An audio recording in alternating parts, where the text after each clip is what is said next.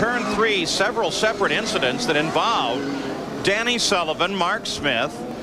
You saw Montermini get involved, and Scott Brayton was also involved in that, and you saw Ari Lyondike get involved in that situation. All of those happening in that turn 3 area, and all simultaneously, which I think, Derek, speaks to how tight and narrow this course is and how it can have an impact on the championship. Well, they all know that it's very tight down there. They all will tell you, I'm going to take it very easy on the opening laps and let things settle down. Certainly that's what the front runners said they would do, particularly Nigel Mansell said to me this morning he will definitely not try and stick his nose in where there isn't enough room and settle down, but back down through the field. You can so easily throw all your weekend's work out the window by one small error when you're between the concrete walls like here. I thought it amusing that you were joking with Roger Penske this morning on how almost invisible Nigel was in that warm-up session. He stayed away from everybody. In that warm-up session this morning, Bobby Rahal was the fastest. Paul Tracy was second quick. That speed manifesting itself only in part here today as now they close up. And the course marshals wave them on because we should come back to a green flag now. There it is. Back racing, lap number 6.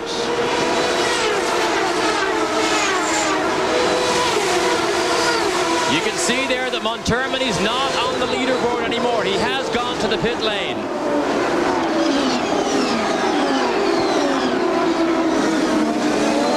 Both Paul Tracy and Al Unser Jr. using a little wider line coming off of the hairpin as they look for a place to attack. On board Rahal as he follows the leader. We lose our onboard camera obviously under this tunnel here, but it is absolutely spectacular watching from Rahal's car as they go down the front section of the track here. Update on Montermini. Let's go to Jan Vikas. Paul, Montermini did come into the pits. He did receive the black flag. The crew wanted to leave him out, said the car was fine with that bent wing. They came in, removed the one that was damaged. They jumped over the wall to put the new wing on, and Montermini, with no radio communication, just took off. So he's out on the course without a front wing. I assume, I mean, he can race that way, but there's no front downforce, Paul. Well, there's a story to keep an eye on. Is Montermini, who has been spectacular. Remember, he had a wonderful run at Detroit this year on the road course. Paul Tracy closes on Rahal. Tracy has been fighting with this car all weekend. He said it's almost the front and the back are separated. He cannot get the balance. He has understeer turning in, and then the car transfers into oversteer or a loose condition coming out. Fought it all the time, but actually liked the car on full tanks this morning, which was the first time he ran on full tanks. Now, to continue the saga of Montermini, they're bringing him back in with a black flag. He violated the pit speed limit on the way out. Well, battle for second place. Tracy looking for room on the inside. Tracy's so strong as these races develop, particularly on full tanks when the race goes 5, 10, 15 laps. Tracy and this Penske is always very, very threatening.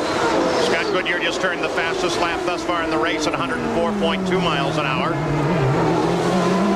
He got a great start. We saw exactly what he did. He actually hung back half a car width from Rahal and then got the jump, and he was away into that first corner first. Of course, you're on board with Rahal looking back there toward Paul Tracy as they come under the stadium again.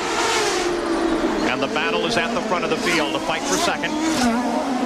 This is the faster of the chicanes. They go through there at 60 miles an hour, accelerate all the way to 160 through this section here and get on the brakes for turn 10, and it's very slippery in the braking zone. Look at Tracy down the inside. Tracy takes advantage of the braking maneuver from Rahal, who locked up the left side going into the corner. Tracy ducked underneath and moves into second place. At the same time, just behind this fight, Nigel Mansell and Al Unser Jr. are circulating together. They're not fighting right now, and both are being wonderfully careful. So it's Scott Goodyear that continues to lead here at Vancouver, and Paul Tracy has just taken over second place.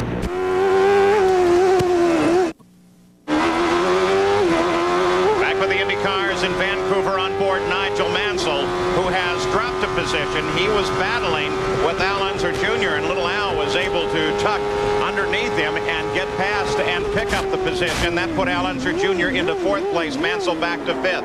Here is the situation as Paul Tracy moved on Bobby Rahal. Now, when Rahal is turning right, that inside wheel, which is the right side wheel, is lightly loaded because he's turning the car to the right. The braking zones are very slippery. All he has to do is move offline. Tracy sees it, and he pounces down the inside. Rahal is offline and can do nothing about it. Has no choice. It's Paul Tracy or the wall at that point. He chose to drop back just a bit. Tracy goes into second place, so Canadians run 1-2. Al Unser Jr., of course. Look at this. It's Paul Tracy making a move on the leader of the race. So the two Canadians battle at the front of the field, but Goodyear holds him off. Whoa, this is a great engine battle here too, because we have Ford versus Chevrolet, and I don't know what happened there. Goodyear may have missed a gear because Tracy suddenly got right up behind him. Rahal is there too. We have a great fight here, and Goodyear leads. Two Canadians running 1-2. Interesting comparative of engine battles here between Ford and Chevrolet. Well, this battle has raged all year long, and it's been tremendous. Manufacturers fighting it out on the racetrack here. Look at Tracy, though. He is all over Scott Goodyear. Bobby Rahal closes in on Tracy as well. Here comes Al Unser Jr., now widely separated from Nigel Mansell. Tracy was so pleased with this car this morning. As the race goes on, this car has tended to get better. Here he comes. Tracy looks at traffic ahead. They both get side by side. Scott Goodyear finally has to get it up, and Tracy takes the lead of the race. Rahal comes by instead. Exactly the same place as he passed Rahal earlier on. And what happened here, though?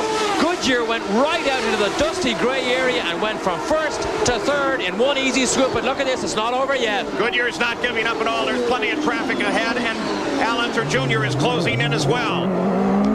Scott Goodyear right on the back of Rahal's car. Tracy begins to pull a little bit away now. But look at the traffic they have to handle.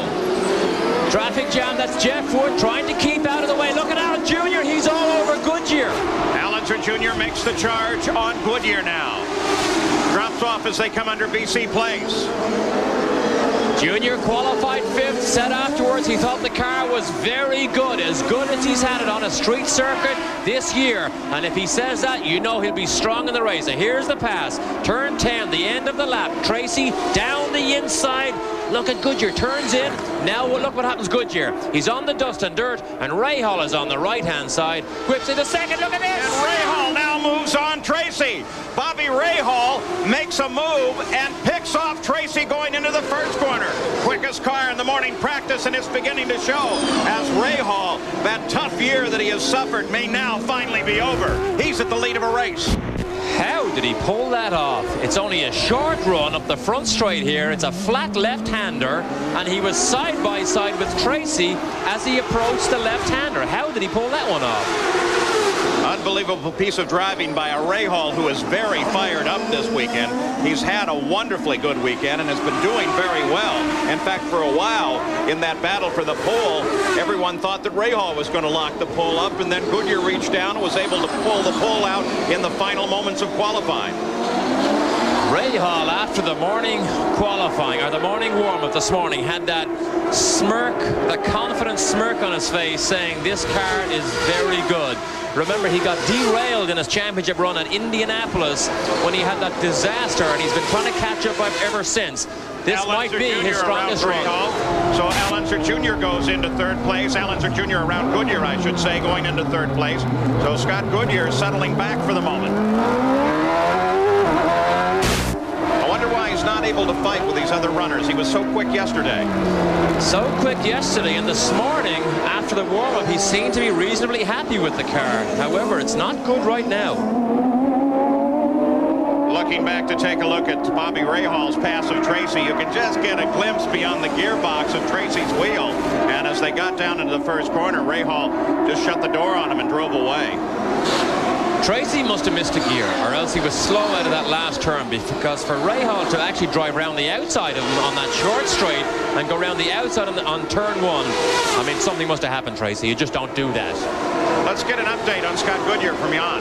Paul, you were asking about what's happening with Scott Goodyear. That's exactly what the crew wants to know. They radioed to him, no response. It appears as though they've lost radio communication with Scott Goodyear. He did say in the morning warm-up that when the car got hot, that the rear tires got too hot and he lost traction. Just speculation. The crew does not know what the problem is. Paul? Or the radio's working fine and Scott doesn't have any idea at all. Nigel Mansell closing in on the back of Goodyear now. Mansell runs in 5th place. There he is. Traction. Points leader.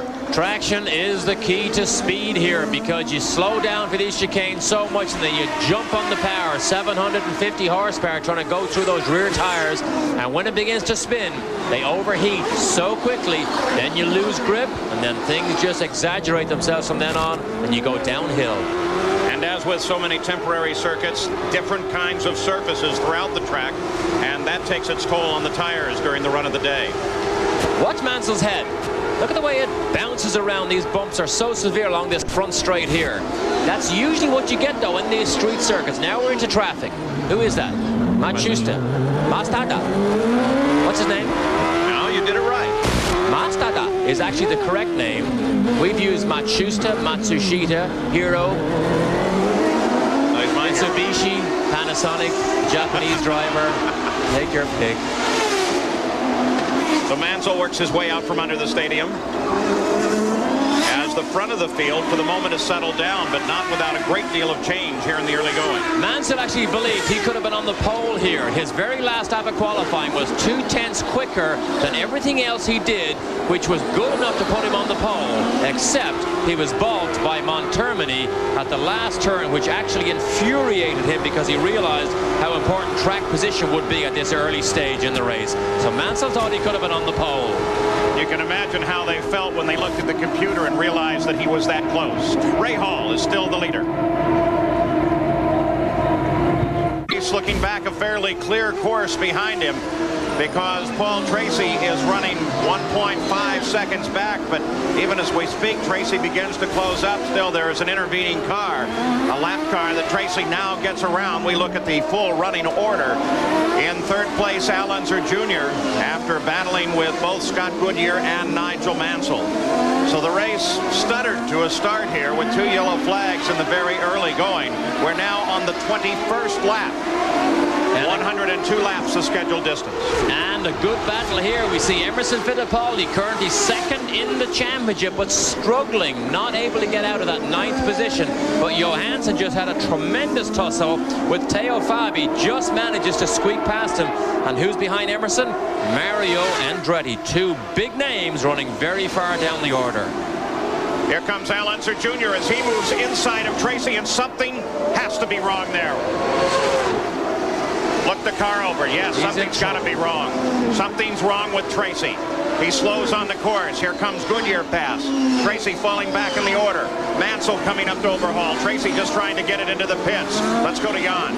Paul, we could hear Tracy as he went by. It turns out he has a bad misfire. He came by the pits. Tracy, it's an engine-related, probably electronic problem. Big misfire for Tracy. That's why he's slowing. Somewhat precariously now, the whole field tries to get past. Roger Penske talks with his young champion, but Tracy is struggling to get it around even as far as the pits right now. I don't think he's going to make it. A bad misfire has become a terrible misfire. No, I'd be shocked if he makes it around. Remember, the championship battle may be going out the window with this misfire here on Paul Tracy's car. And look at what Penske Racing is suffering this weekend, as he's a good half a lap yet away from the pits to try to make it back from there. This was really their hope. Fittipaldi was having problems throughout the weekend. As Derek just mentioned, he was locked in a battle for 9th. And